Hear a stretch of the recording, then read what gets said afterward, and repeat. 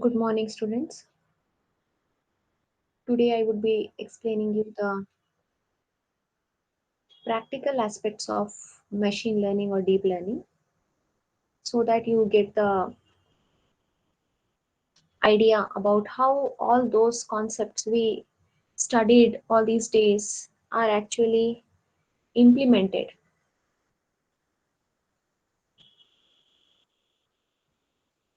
Again, I would be using Colab platform. This is a notebook. The obtained from this resource. These ones are text cells or markdown cells, and this is code cell. And if you remember, there are different ways to execute a code cell. You can tap on play icon on the left of the code cell. You can press control enter, shift enter, alt enter, and there are different reasons for choosing a different method of execution. So presently I am using this play icon way to execute this code cell, and in this code cell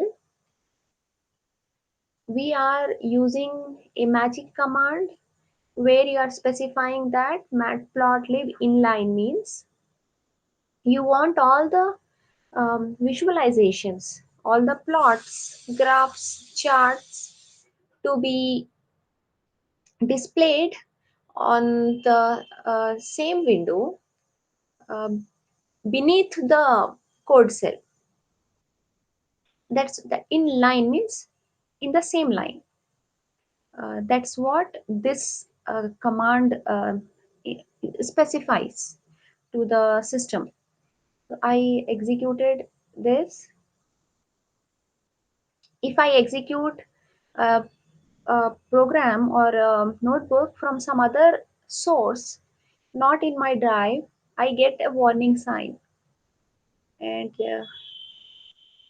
if I prefer to execute, I have to just say run anyway, then it runs the code. This code has been executed now. How will you know that it has been executed? You can see the number, number, or actually the sequence number of the output. No, the sequence number of the execution. This is an input code, and this is the first line of code that I have executed. Here one signifies that the sequence of execution of code statements. So this is first statement that I have executed, or first cell rather. So you can see here it is 1. And then here this is a text cell that describes that this notebook is an introduction to deep learning with Keras and TensorFlow. All right. Before uh, talking about that, let me tell you what are the libraries and software packages and APIs you require in order to implement deep learning programs.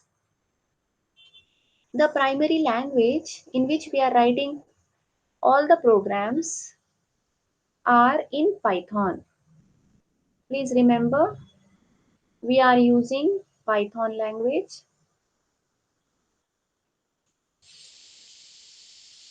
Version can be, it varies. I have to check out the version. We can check out the version by by adding a line, a code cell in which you type python.version. When you say python.version, we get to know which version has been installed for this notebook in Colab. The Python version which I have installed, I think in my system is 3.7. Um, so you can go for 3.5, 3.6, 7, 8. You can also install these softwares in your PC as well in order to execute and try, or you can use Colab as well. So essentially, Python is the language, programming language in which we are writing all the programs. So programming language is Python.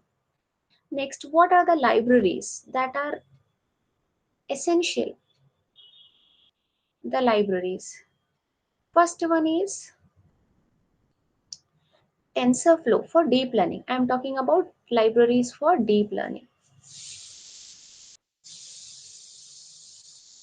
Matplotlib is a library which can be used with machine learning techniques as well.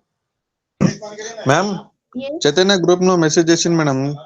What? Link is not responding to join. You have joined with the same link, right? Yes, right. Then what is the problem? I don't know, ma'am. Chaitanya message on this group, ma'am. Keep learning MSCS third.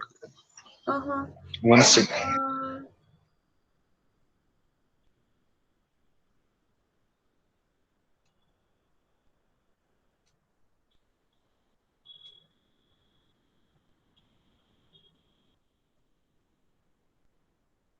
oh, he has joined. Yes, right. Okay. So, students, one more important point, uh, uh, rather uh, very important. All of you, Chaitanya, you please inform to others also. From tomorrow, this free services might be disabled by Google. You know this our Gmeet, and we are using all these Google tools, G Suite tools. It has been made available for free due to this lockdown period and this pandemic situation. From tomorrow, today only I got the news that it may be, um, taking back that service. So if suppose if tomorrow this recording service is not available, then I would be using Skype, because I have to record my lectures so that I can post on YouTube, so that the students who are not attending or who would like to revisit and revise the concepts can go through. So if in case tomorrow it does not allow me to record, you all be prepared to join through Skype. Install Skype app as well. All right. So we are here. Libraries for deep learning. Uh, TensorFlow is a very popular, widely used library for deep learning. Keras is built on top of TensorFlow. So our structure of libraries or APIs would be like this. At the lowest level, you will have Python. I'm talking only about software. So Python is the programming language. On top of it, I will be using TensorFlow. TensorFlow is a library which implements almost all the features of deep learning. And it is, uh, program intensive, which means that you need to have a good amount of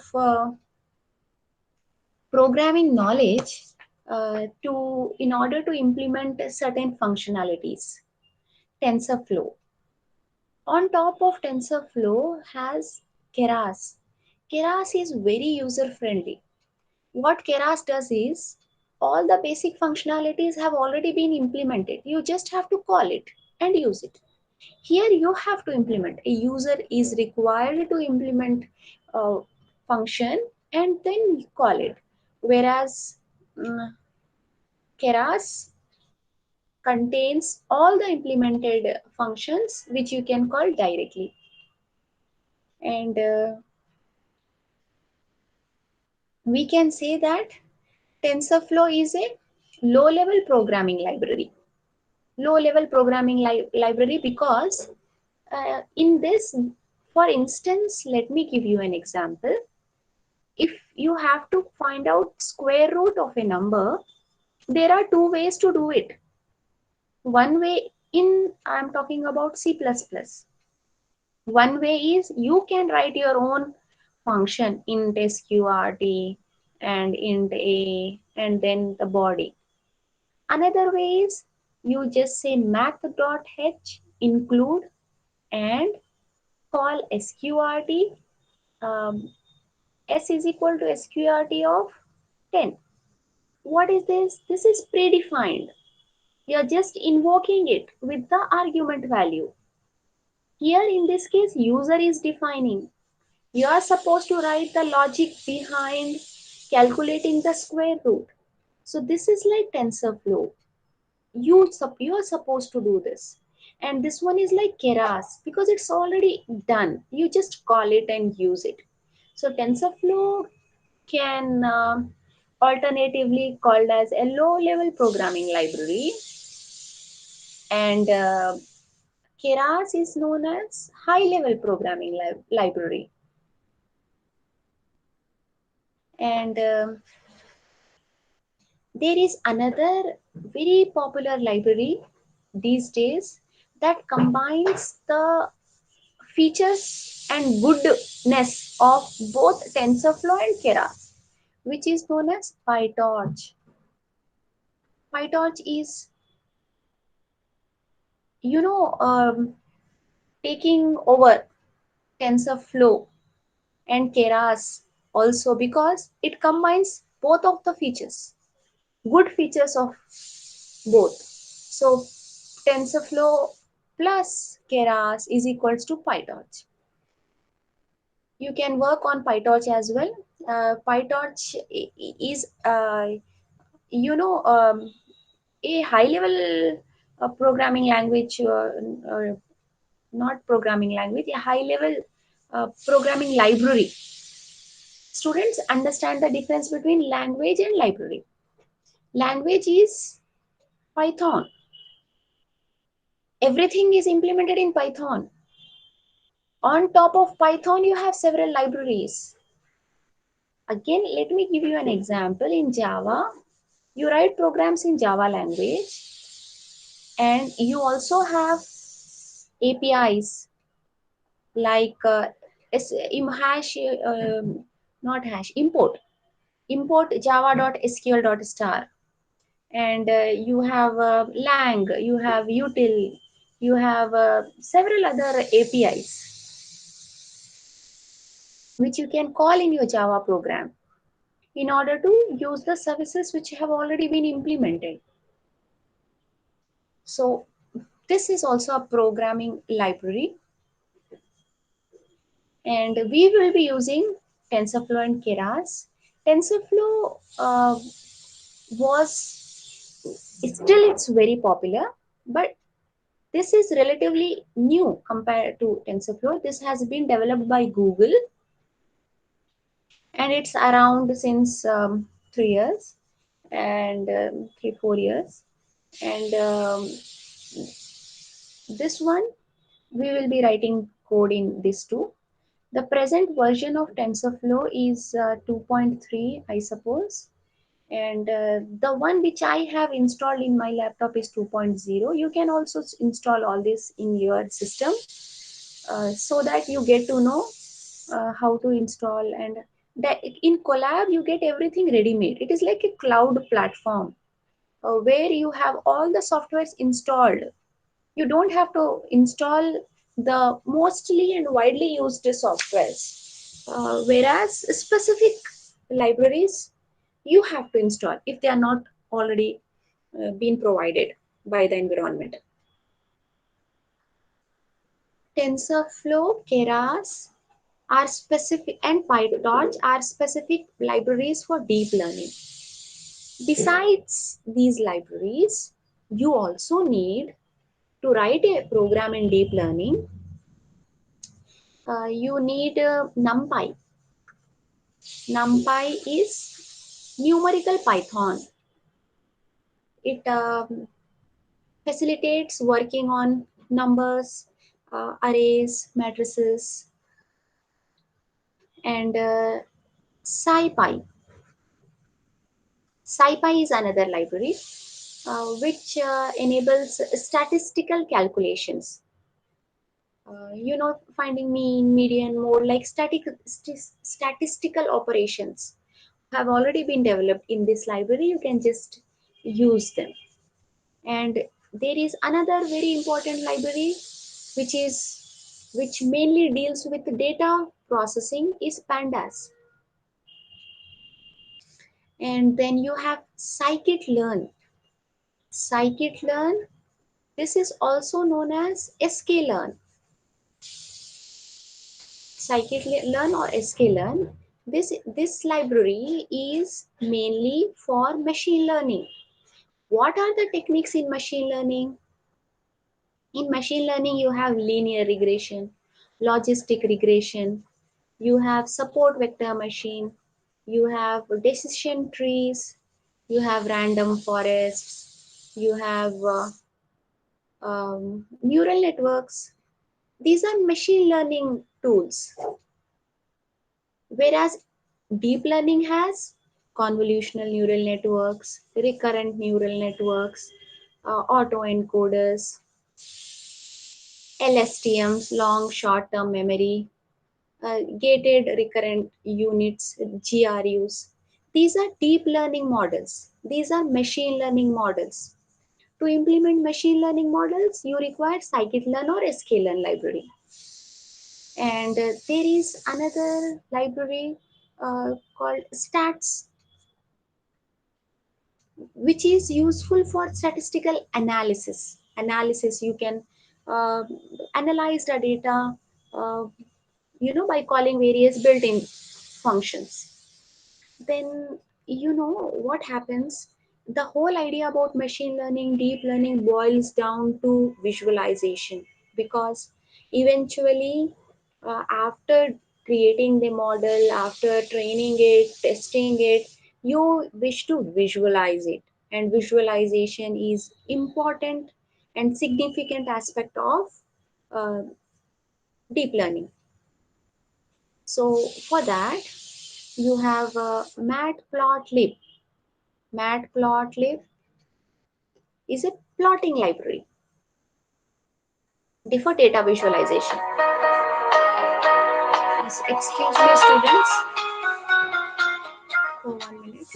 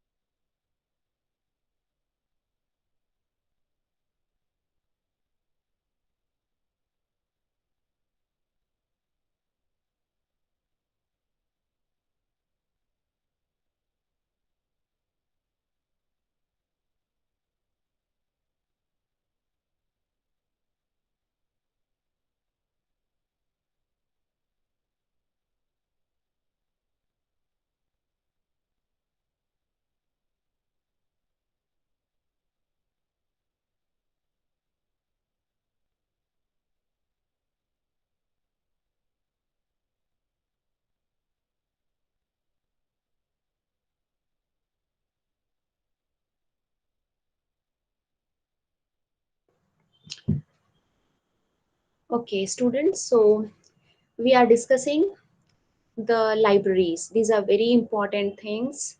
Please make a note of all the things, and any doubt you can stop me and ask. Matplotlib is a data visualization library. On top of Matplotlib, a new library has been created which is known as Seaborn. Seaborn. Again, Seaborn is advanced data visualization library, and it has been developed on top of Matplotlib. So it supports all the features in addition to extra and advanced features. Um, and there is another library which is known as OpenCV. OpenCV is useful for computer vision application. CV stands for computer vision. So computer vision, what do you mean by computer vision? When you give an image to a computer, image of, uh, for instance, dog. If you give an image of dog, computer should be able to say that it is a dog. If you give image of cat, computer should be able to say it is a cat.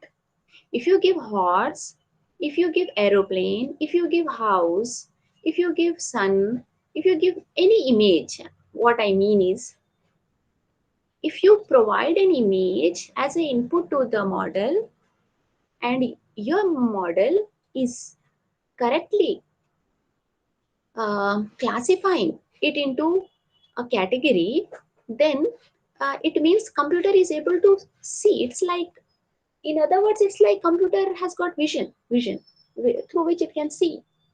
So OpenCV library supports multitude of image processing functions. All right. So these are very, very important libraries. Most of them we will be using. Next one. So another aspect. First aspect of machine learning model is, uh, you should know the programming language. You should know programming libraries.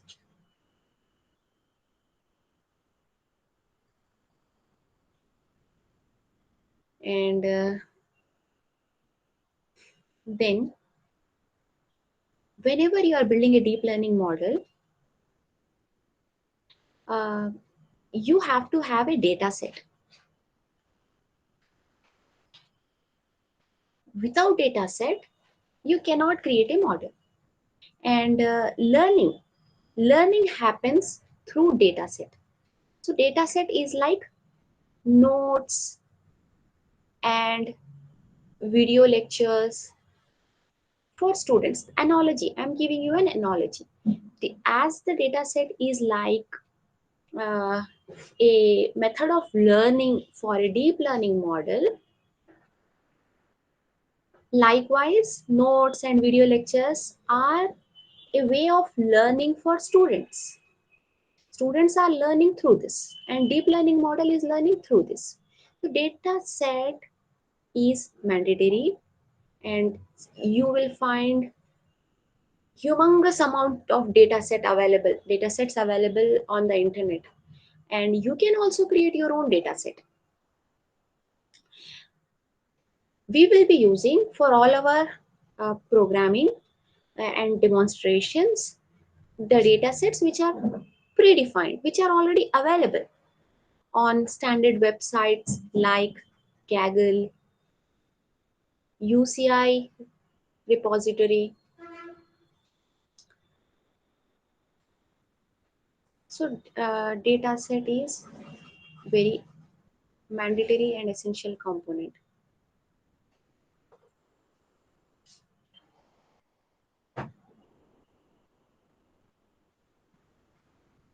Next thing you should know when you are writing a deep learning program is, um, you have to have a model architecture. You have to choose a model architecture.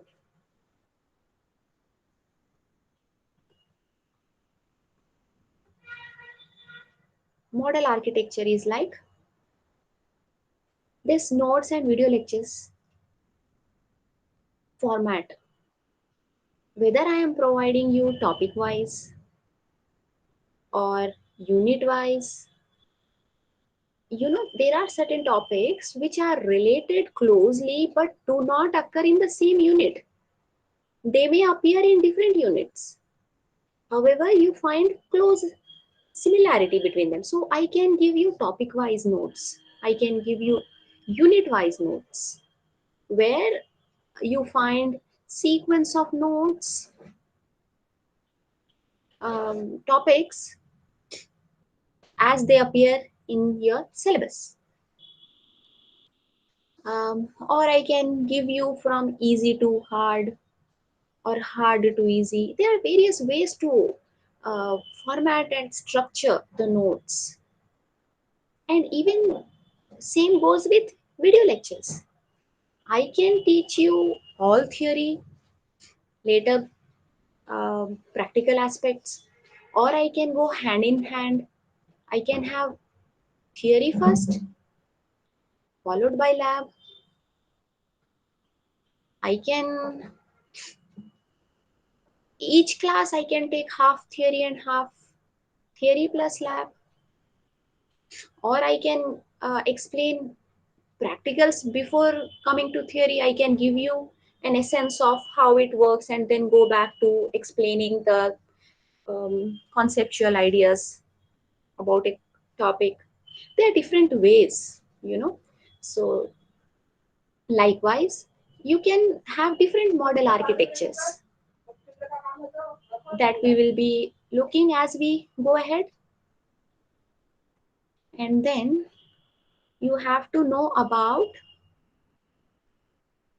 the division of data set. What is the need of dividing the data set? I can give you whole of notes, whole of lectures. Essentially, I can't, or I may, but it depends, it varies. I may ask you to prepare everything for our exam, internal exam, or I can give you certain important concepts, or I can give you certain important topics or questions. In that way, what is happening? You are, although you have got entire notes with you, but for test you might not be preparing all the concepts. That is what data set is like, all the notes, but you have to divide it into training set. I can say that 2 units for first internal, and 1 and 2, and 3 and 4 for second internal, and then you write assignment from fifth unit. Like that I can divide the whole syllabus. So here whole data set I have to divide into training set, validation set, and testing set. And then what is the need of this? The need of this is that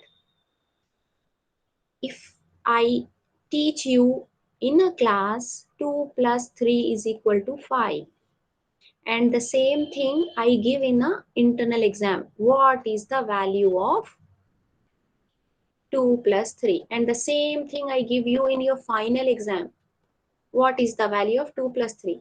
There is no essence of learning here. What is happening? You can't expand and explore. You are restricted only to this one idea, one calculation. You can't do any other calculation because that has been taught in the class, that has been tested during mid exams, and that the same thing has been provided to you in a question paper for your finals. Where is the learning here? There is no learning, or at least I can say very little learning. Primarily, the division of these sets, of the data set into sets, uh, ensures that our model, our deep learning model, is able to learn properly. So if I say in the class 2 plus 3 equal to 5, in internal exam, if I ask you what is the value of 7 plus 4? In finals, I may ask you what is the value of um, 14 plus 90. You see, in a way, the complexity might increase. I'm sorry, this is increase. Complexity might increase, and your learning has been tested properly.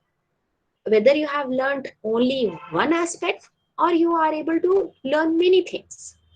So that is the reason deep learning model should be provided with the training set, validation set, and testing set. Validation set is like our internal exam. The testing set is like our final exam. Training set is like our lectures.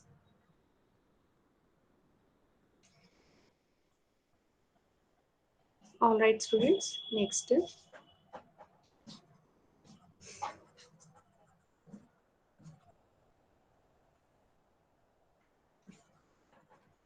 Next thing you need to know is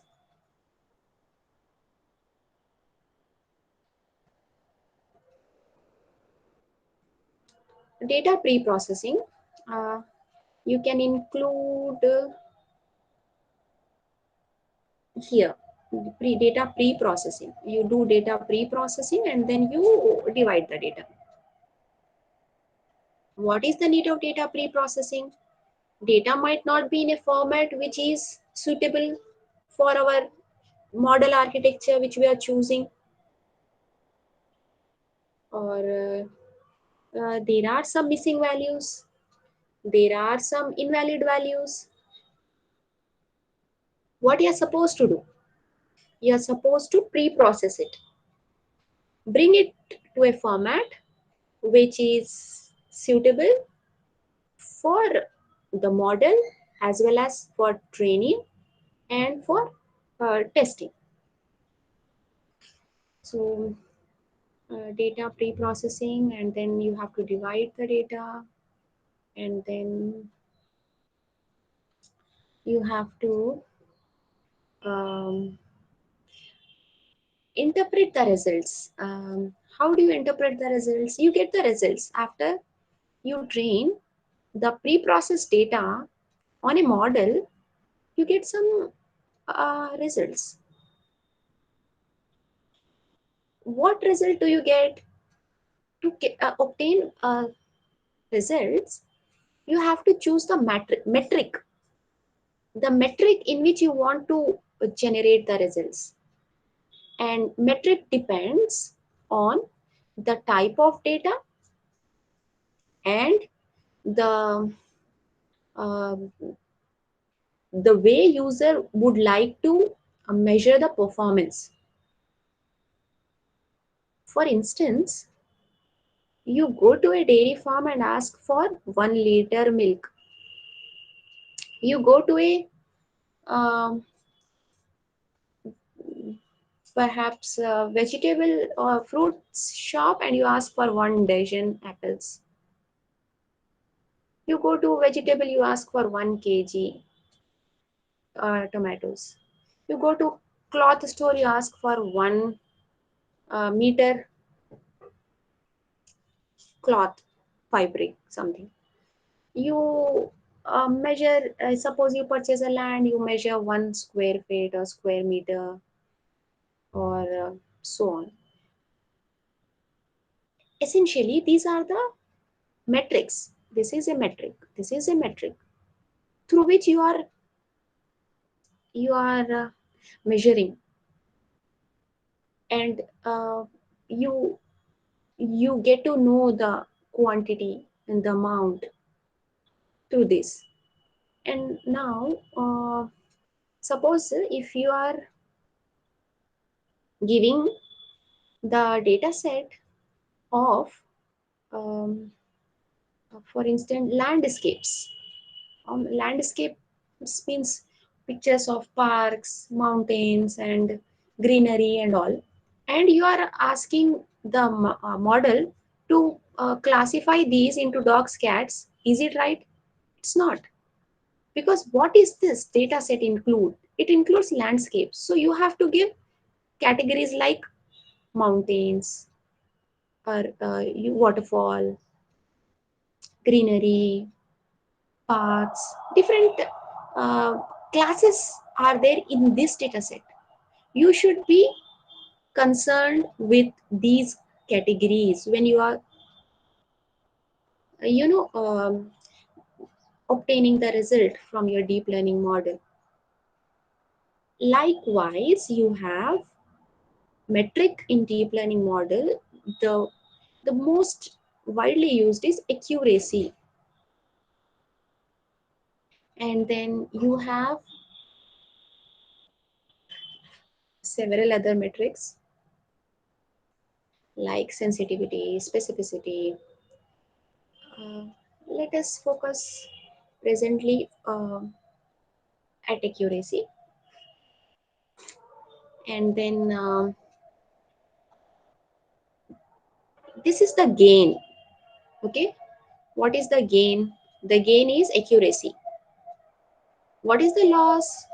To purchase milk 1 liter, you have to pay some 100 rupees, 90 rupees, like that.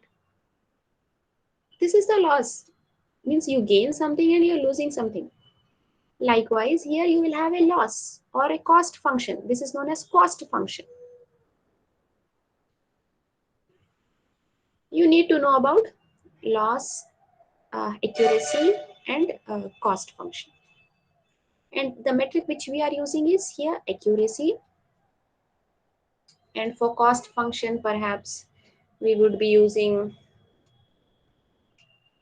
hmm, what is that? Log loss function and root mean square function.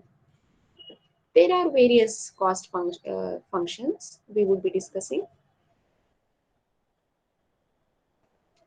And then, okay, after this result is is with respect to result is with respect to training, with respect to validation, with respect to testing. You obtain results at all the three phases. How can I know whether you are able to understand while training? I may pose some questions to you during the class, in the middle of the class, towards the end, at the beginning. And if you all give right responses, then accuracy may be 98%, 99%, 100% as well. Apparently, validation is, internal exam like of thing. Means I am considering the accuracy and cost at after training. After training, I'm just uh, you know um, trying to evaluate the system or model. Testing is the final evaluation. Final evaluation means uh, here you will estimate what is the accuracy and what is the cost function with respect to totally unseen and new data samples. In this training, in testing set, uh, there may be some samples which have not occurred in training and validation, like this. This is validation, this is testing. This does not occur here or here. Okay, this is the something very new for a student. Likewise for a model, something new data sample. All right. So we try to evaluate on testing. So these three things you should know. And then you should know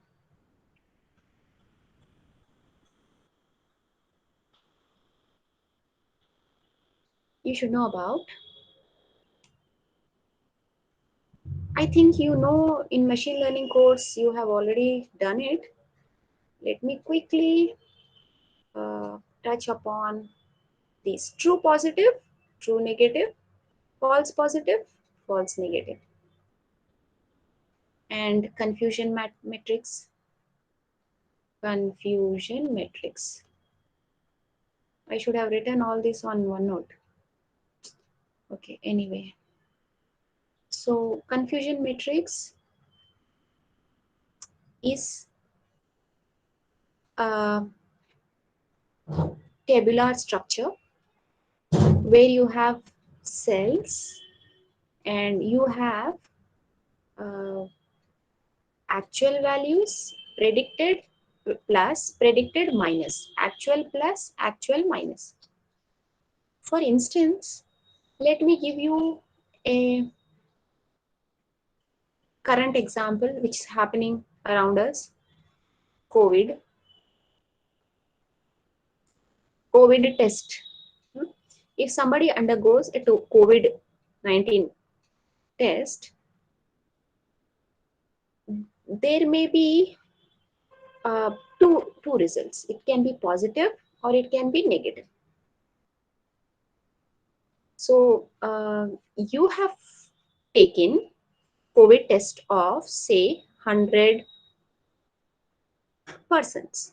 Okay, uh, you have the data set. What is the data set? The data set include certain symptoms and here test result. Okay, based on a symptom of fever, body pains, cough, and all that whatever are there, and result positive. And fever, no cough, result positive. Fever, no cough, um, and another important body pain. For instance, no body pain means it is negative. Like that, you have created a data set. These are the true values. True, actual.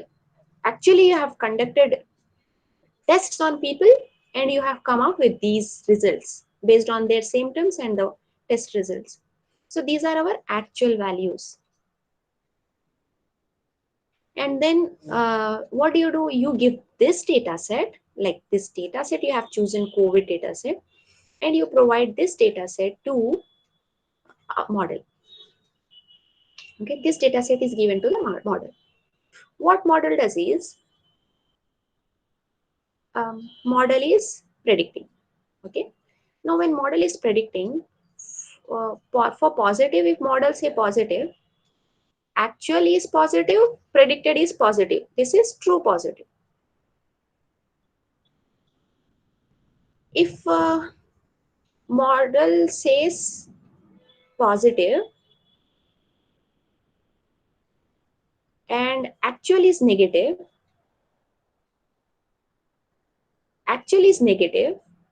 but model says it is positive. So this is false positive.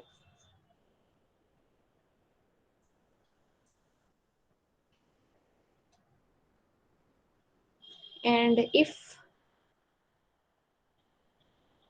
model predicts negative for actually positive case, actually a person has a positive result, and model is predicting negative. So this is actually is positive, but prediction is negative. So this is false negative. And then in actual, the test result is negative, and model also suggests that person does not have COVID. Both are negative negative. This is true negative. You understand confusion matrix? What happens sometimes, not sometimes, most of the times, for this 100 cases, you may find true positives. Okay, out of 100, let us say true positives are 20 and true negatives are 80. If you look at the percentage, then out of 100 samples, you might get, I think, less than that, 20% samples to be positive. Rest all will be negative. And here if you see, out of 80, 80 is negative. Out of 80, if model predicts 75 negative, so this true negative will be 75, and this 5 will be, this is model is predicting negative, but no, actually it is negative, but model will predict to be positive. So this one, this is equal to 80. 75 plus 5, this is false positive. This model predicts positive, uh, whereas in reality it is negative. And here, out of 20, if our model predicts 18 to be positive, out of 20, 18 positive it is predicting, means how many it is predicting negative? 2. 2 it is predicting negative. So total 20. So we got 100. What will be the accuracy of this model? Accuracy will be, accuracy is equals to true positive plus true negative over true positive plus true negative plus false positive plus false negative. Can anyone tell me what is the accuracy of the model? Students, can you please quickly tell me what is the accuracy of this model?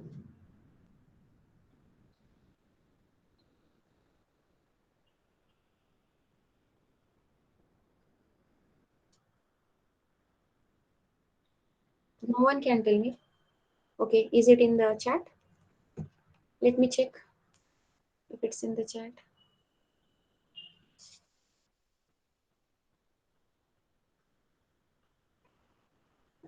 What is it? True positive? No, no. I want accuracy value, numeric value for accuracy. I gave you the. Oh my God. This is a very important slide. I have taken the picture of it, and students, excuse me.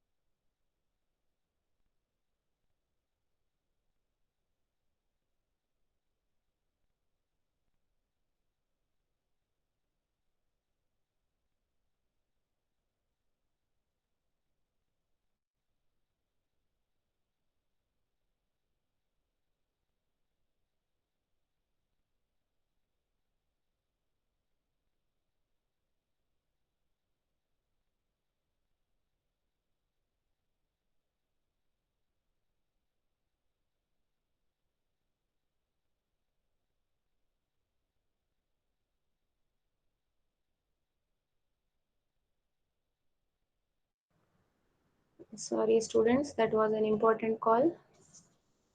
Uh, okay, so what I have done is I have taken the screenshot of this and I have pasted.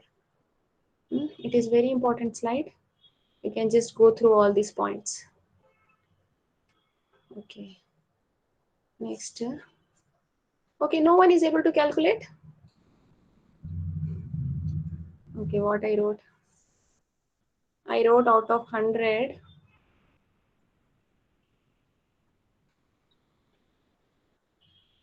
out of 100, 20 are positive, 80 are negative. Out of 80, model is predicting 75 to be negative and 5 to be positive. And out of 20, 18 to be positive and 2 to be negative. Okay, so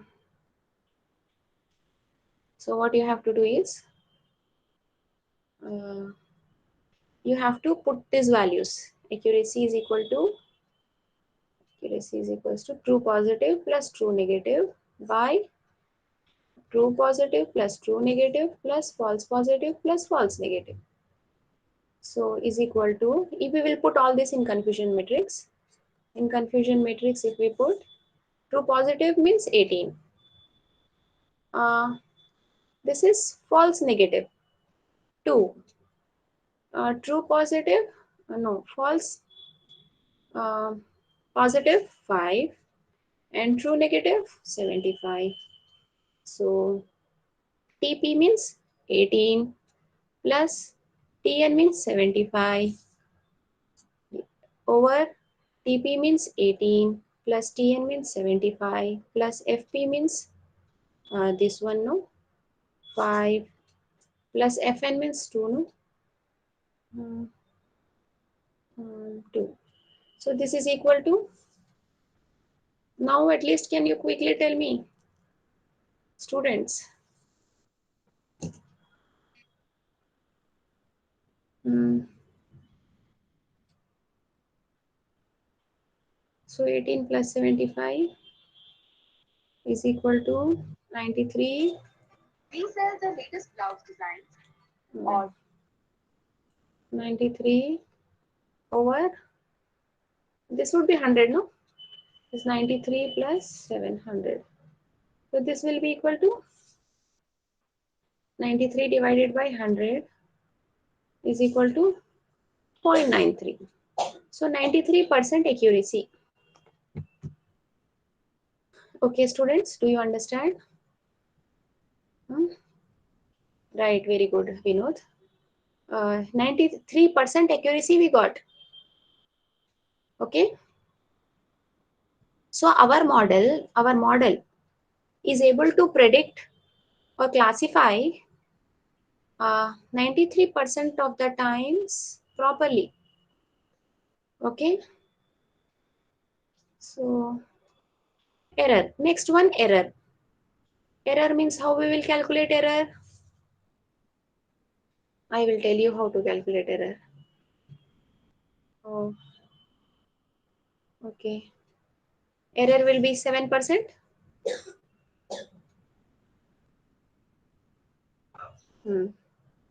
So next, error we have to compute. In numerical values, for numerical values, students, time up. So I think we should continue tomorrow. Okay. Okay. Any doubts in today's class? You can ask. Tomorrow, as I told you, if it does not allow recording, we will do on Skype. All of you install it. Okay then. Bye bye.